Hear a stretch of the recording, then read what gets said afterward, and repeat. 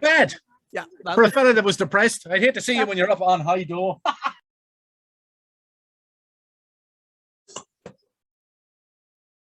And it's time for this. It's films on Thursdays with Eclipse Cinemas Bundoran, flying high to bring you the best films in Ireland. EclipseCinemas.com. Well, a very good afternoon to you, Carly. How are you? How's the week been? And how's been the movies in the Eclipse Cinema this week? Well, all has been good. The week has been good. I am good, but I'm quite distracted at the moment. So just while you were doing the very professional job file, may I add, the sun has come out here in Bundoran, and the light, anybody who's watching the video now will notice there's a bit of a light shining on my head. Last week I had a halo. This week it's like it's God pointing out how bald I am, and the sun just changed. So I decided I'd hop up on the chair and try and block out the light while recording this video. And I just suddenly had a vision of me falling off the chair in front of the camera and you making your fortune selling the video of this. It actually looks like the backdrop, the sun is shining on your head. Okay. It actually does look like that. That's why you're the pro. I should have gone with that and just pretended that's how good we were instead of, but I thought it was going to be a you be framed issue where you're broadcasting and you just see me flying past the camera off the top of the wobbly chair. After all that, you have a fantastic movie this week to kick off. Full of beasts and where to find them. So we're back in the world of Harry Potter again. So obviously we had the 8 Harry Potter movies and there was never to be more again. And then, you know, people were very excited to find out we had Fantastic Beasts, which is based on a book that is in the Harry Potter universe. The first one came out and everyone really loved it. And the second one came out and people were kind of, yeah, it's good, but, you know, it's not really. So we've had a long delay, obviously with COVID and with everything else, waiting for the new Fantastic Beasts, which is kind of the end of this cycle with the hunt for the big nasty wizard Grindelwald, and of course we're going to find out the truth behind Dumbledore. So we'll start off with a clip which hopefully will explain everything you want to know. The time is closed, my brothers and sisters. Our war with the Muggles begins today! The world as we know it is coming undone. If we're to defeat him, you'll have to trust me. Mr. Kowalski, we need you. I said I want an out and I want out. You do know I'm a witch, right? Dumbledore asked that I give you something, Jacob. This is the team that's going to take down the most dangerous wizard in the century. Who wouldn't like our chances? No one can know everything, not even you. What you're doing is madness. With or without you, I'll burn down their world. Dangerous times favor dangerous men. If by tea time, all of us are still alive, you should consider our efforts a success, Mr. Kowalski. My pleasure. Do you really intend to turn your back on your own kind? It was you who said we could reshape the world. Even if we make mistakes. We can try to make things right.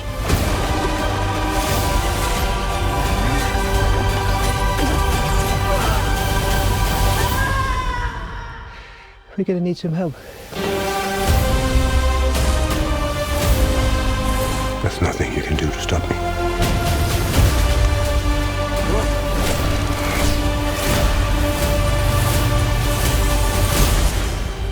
Things are not quite what they appear.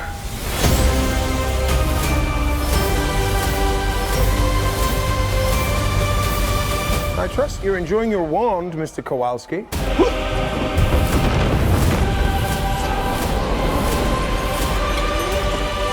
Can I keep this? So there's a bit of funniness going on there. Yeah, there's a bit of funniness, and that's of course. I think in the previous two, that was the best character, Jacob Kowalski, who's the muggle, who's the normal person thrown into this world and gets all the lines by saying what you would say if suddenly all these things were appearing in front of you. And that actually sums up the start of the movie, really. So J.K. Rowling in her books always had that sort of build up to the big event, and this is no different. And then very much so in the first one, it was what's building this world and about who Newt Scamander the Star, who's Eddie Redmayne is. In the second one, it was the rise, the Empire Strikes Back one. It's the dark one.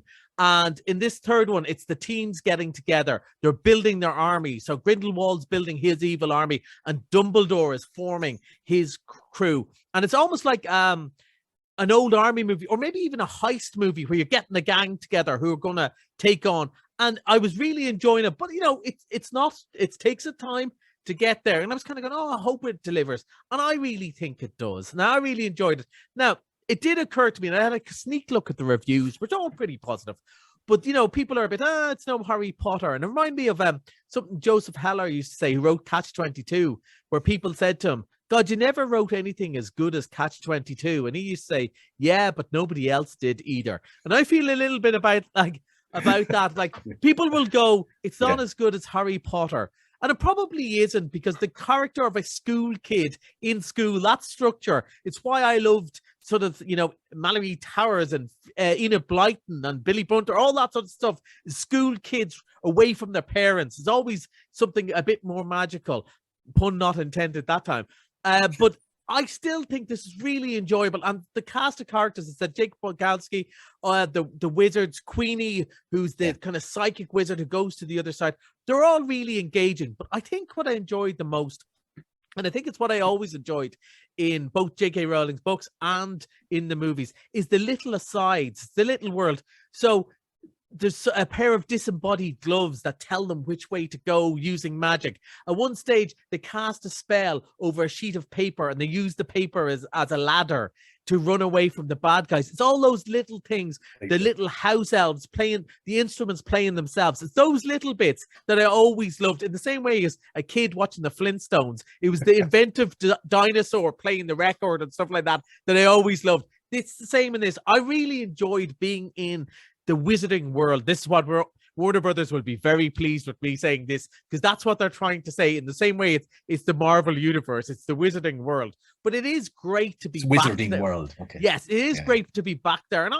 And again, the Fantastic Beasts. So in it, Eddie Redmayne is a zoologist, and instead of doing just spells, he has all these little animals, a little stick insect and a little nibbler who loves gold, who always go and help him do things. And those animals are really great fun, and they're just beautifully imagined and drawn, and the effects, of course, are amazing. We do take this stuff for granted. If 12-year-old Collie saw this, his mind would be blown. And yet I'm going, oh yeah, of course we've a world of wizards. Of course, it's that obvious.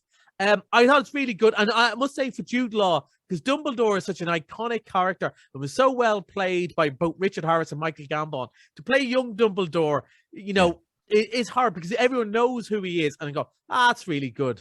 That's really good. I suppose there is a mild problem in that when it's a prequel, you kind of know what happens, which is always the case. Same with the Star Wars movies. You knew who turns into Darth Vader. And I suppose with this a bit, and I think the very end, unless you're fairly familiar with the story of the Harry Potter story, I think it's a bit, you kind of go, what happened there? But I don't think anyone will care. Also, it's the 11th movie, Shamey. People know what they're going to at this stage. I say there's very, very few people who will be going to see it and going, Harry who? What? You what? Yeah, what? They've got magic, Shamey. They've got magic. That's not going to happen. I think people know. I think you'll enjoy it. Yeah. When is that opening? That opens tomorrow. I got my sneak preview today. It's first thing, ready for the Easter holidays. It's going to be big. Yeah, it's going to be right. Big. 2 minutes on the clock, and this I'm really looking forward to. The Lost City. Again, we were talking about things that people just do well. Now, this doesn't open till next week, but we're getting previews on Wednesday. It is Channing Tatum and Sandra Bullock, two incredibly watchable people. And particularly with this sort of lighthearted comedy, which really reminds me of Romancing the Stone, which is a movie you might remember. She's a romantic author who gets thrown into the real world of her stuff. Channing Tatum goes to save her, but he's the model. He's no life skills at all, but he thinks he does because he's the model from the front of her romantic books. He thinks he can go in and save the day. But I was thinking this about Sandra Bullock. Nobody does this better. Like from Speed to Demolition Man to Miss Congeniality, she is always funny. And in a load, let's face it, she's been in a load of rubbish movies that you still really enjoyed. Cassandra Bullock is charming and could do comedy better than most. This looks like a romp and great fun. I can't wait to see it. It opens Wednesday, and we'll definitely review this next week. And it's 12 A's as well. So it's for all the family, which is great. Yeah. You'll enjoy the music in it as well. Yeah, that's all I'd say. You'll recognize lots of the tracks. That's all I'd say. Okay, I'm not going to give anything away. Yeah, we'll keep them. Monday, Mr. Monday movie. Mr. Monday is another one of those I'd like to talk about because it's The Duke. We talked about it. Where Jim Broadbent about a true life story about a man who robbed a famous painting. I absolutely loved it. It came out at a weird time and it didn't do that as well as I thought I might do. I think people will love it. And maybe over the Easter holidays, people have time on Monday to go and see it for only $4.50. Absolutely lovely family movie. And particularly older people will really enjoy it. Brilliant story. Brilliant story. Monday movie. That's all we got. That's Collie on Movies. And thanks to all up at Eclipse Cinemas. Enjoy the movies for the week, Collie. Happy Easter.